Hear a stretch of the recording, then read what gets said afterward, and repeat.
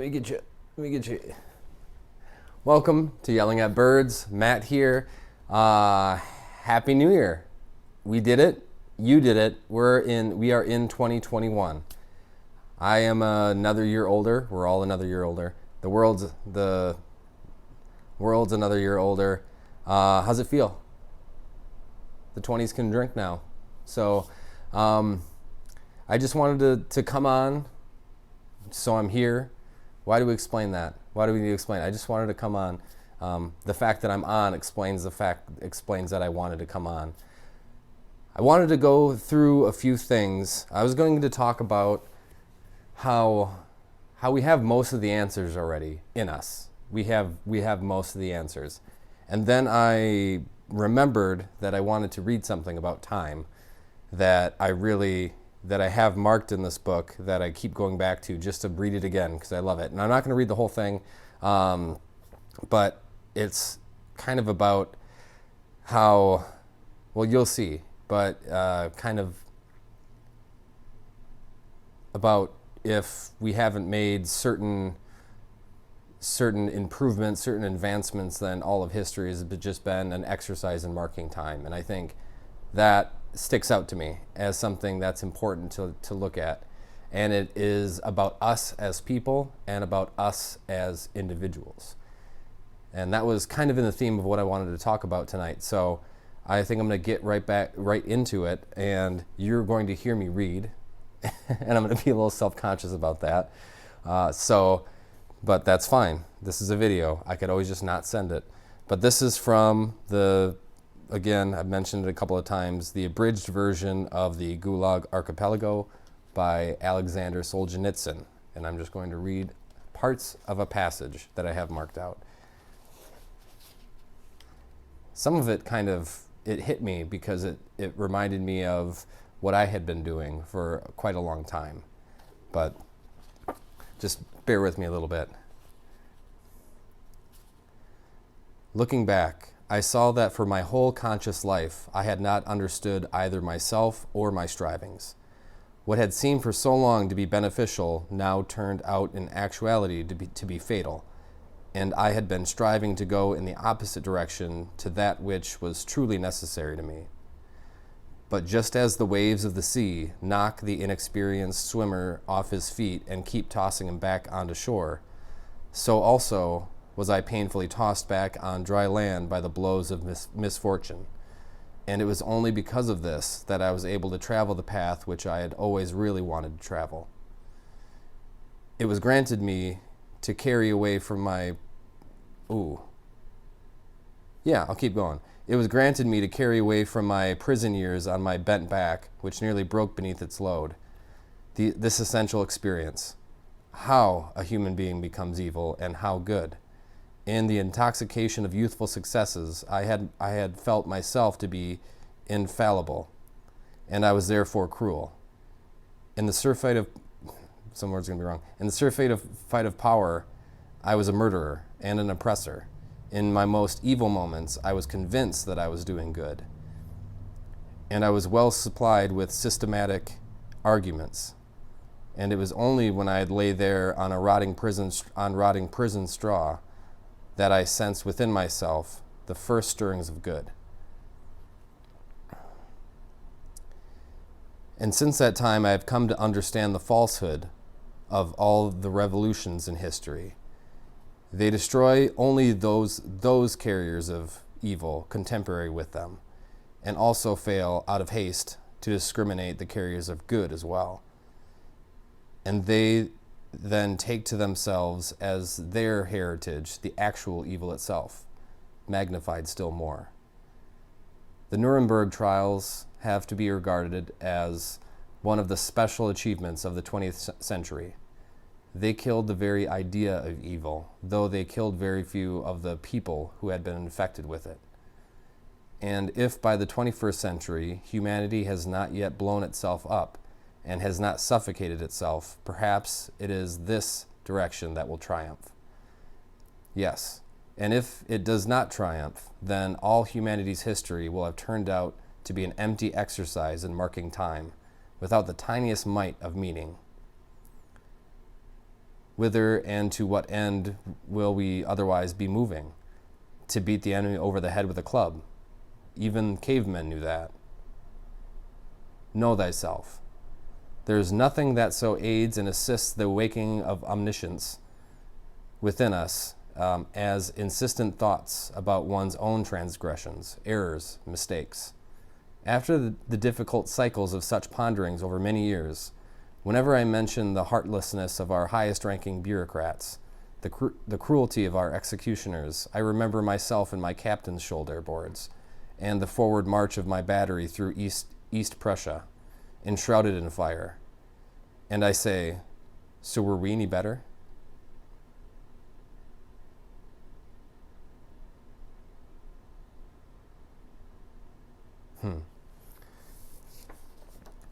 So what sticks out to me in this, what struck me the most is, talking about the Nuremberg trials, stamping out the very idea of evil. There's three things here that hit me when I'm reading this. One is the falsehood of all revolutions. And it makes sense because like the development of the world has just been a series of revolutions. And what happens when that happens? Just looking at a general revolution of the past, looking at like a peasants' revolt or something like that. Peasants are revolting against the landowners, the wealthy, the monarchy. They're not going to pull out the ones that are good or take the good things out of it and then just destroy evil. They're just not going to discriminate and revolt. And in doing so, when these revolutions happen, we get blinded to the evil in our own midst. And we get blinded to when the party that revolts and then gains power, they're blinded to their own evils. And then they become the evil that they destroyed. And so that sticks with me a little bit, thinking about that. And how does that change? How do we change that? Because it seems like any system of, any economic system, any system of government, any system of living or belonging, any family unit, everything has the capacity for good and the capacity for evil. I think in this book it says the line of evil runs through the hearts of all men, swaying one way or the other constantly. But any economic system has the capacity to be good, morally good, and it has there's the possibility of good and there's a possibility of evil. It's just reliant on those in power. And so that makes you think of that. And then when somebody new is in power, installs a new system of doing things, how long does it take until that system is corrupt and evil? The other things that stick with me here, the other two things, talking about the Nuremberg trials and the fact that if that idea of good and stomping out evil does not triumph, calling all of humanity's history turning out to be an empty exercise in marking time. Really, that speaks to like a deeper meaning of life and what do we have? Because I always think of it as, this is what freaked me out the most about anything. Like looking at, I always imagine myself kind of this giant Earth-sized figure looking down on the history of all humanity and speeding it up. So you're seeing like the lives and deaths of everybody and the rise and falls of empires and everything. And what have they done? What have they accomplished? And then, empire rises, empire falls, turns to dust, gets buried by time. And how is that any different for us? I mean, it's different for us because we're the ones living right now. But that's what made me think about, what is the point? What is the point of money grabs, of power grabs, of everything? What is the point of wars and conflicts when that conflict or that war is just a tiny speck that that amount of power that that one person had, or that wealth that that one person gained for themselves and then died, is only a lifetime long. And the lifetime of a person in the ocean of history is just nothing.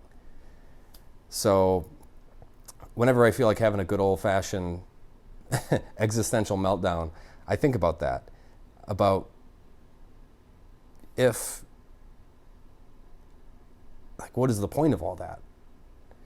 And if we aren't improving, and we aren't also consciously evolving as generation by generation moves throughout this life, then we're just marking time. We're doing the same shit.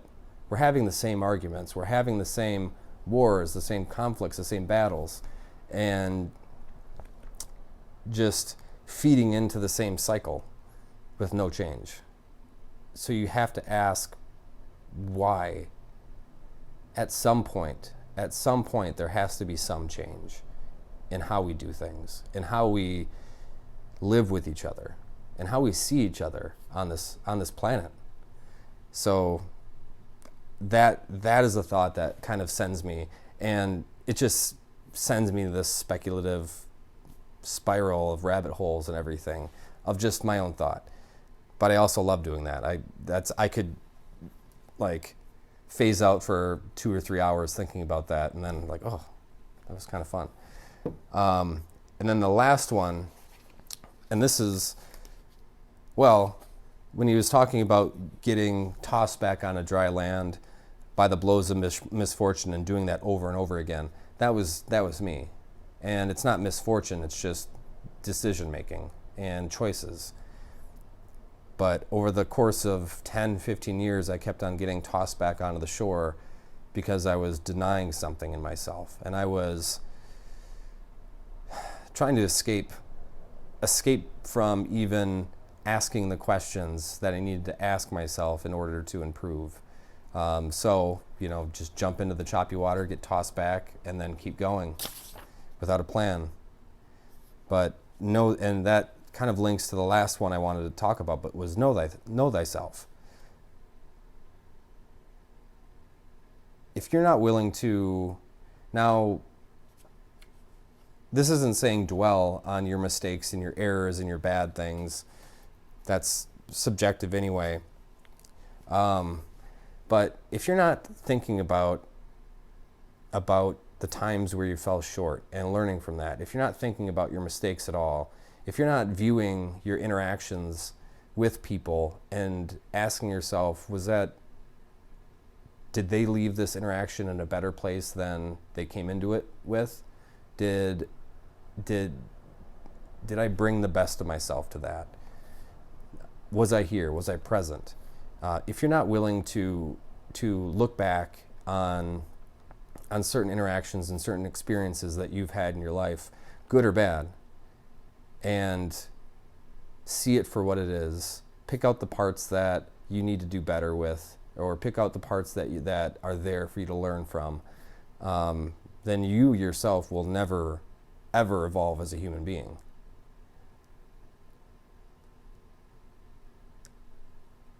I think like I put myself in the cycle where I didn't really change for 10 years. Like I think I read a lot and I wished and hoped a lot about certain things, but I didn't put any work in. I didn't ask myself any of the tough questions, and I didn't challenge anybody. I didn't challenge myself. Just kind of floated along, took what was given to me. And there's still a little bit of that, but now, over the last few years, I feel like I've been doing a better job of digging into the whys and looking at sitting in my failures, just sitting in them, accepting them, their reality. And people have made comments to me about, a positive outlook and bringing brightness, and I don't know that I have I think it seems as though I have a positive outlook on things because there's really no alternative. There's really no point in not having that. There's not really a point in being delusionally positive about things, like you'll drive yourself crazy. But dwelling on sadness, avoiding sadness, avoiding uncomfortable feelings, denying the reality of those things. Like, there's nothing's going to get better. Those things are. And I really fall back on the fact that life just is. It just exists. The only thing it is a collection of our choices day in and day out. At the end of your life, looking back, you're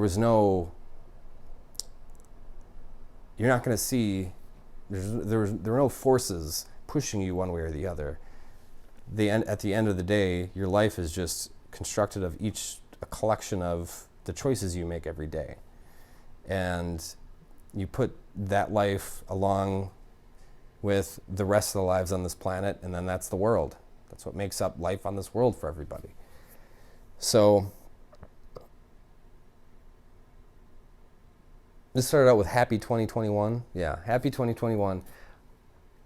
So it's a new year, and the changing of the year is, mainly symbolic. And I'm sure it was a relieving symbolic change for a lot of people.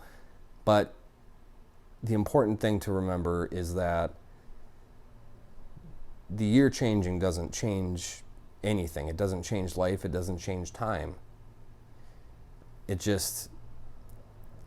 still need to make choices for yourself day in and day out. So that's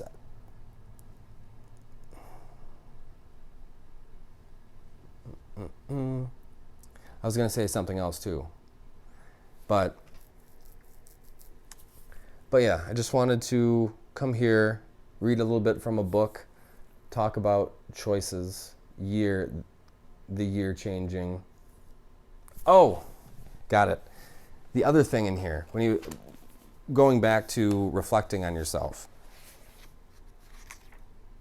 One thing that I've noticed, and social media, television, social media brings these things out quite a bit, and books and everything else.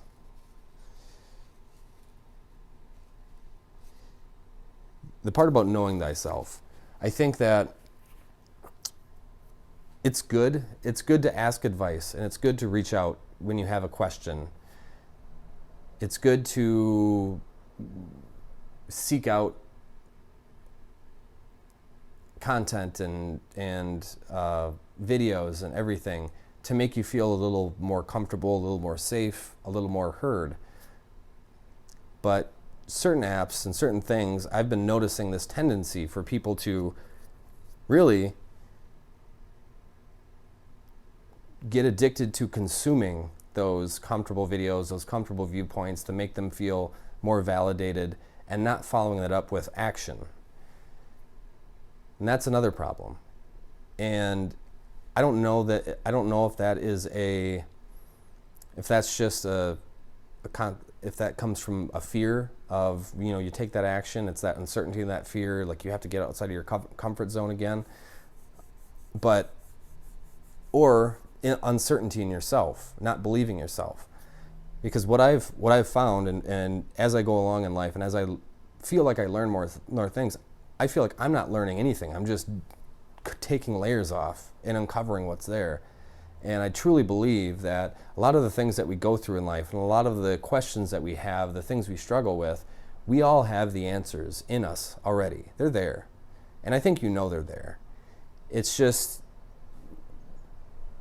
as anxious people, as worried people, as human beings, as nervous human beings, I think we feel like we need to seek an exterior, an outside source for validation, for permission, for whatever it may be, when you have all of the answers inside of you. There's nothing wrong with seeking advice or reaching out to somebody when you need to talk.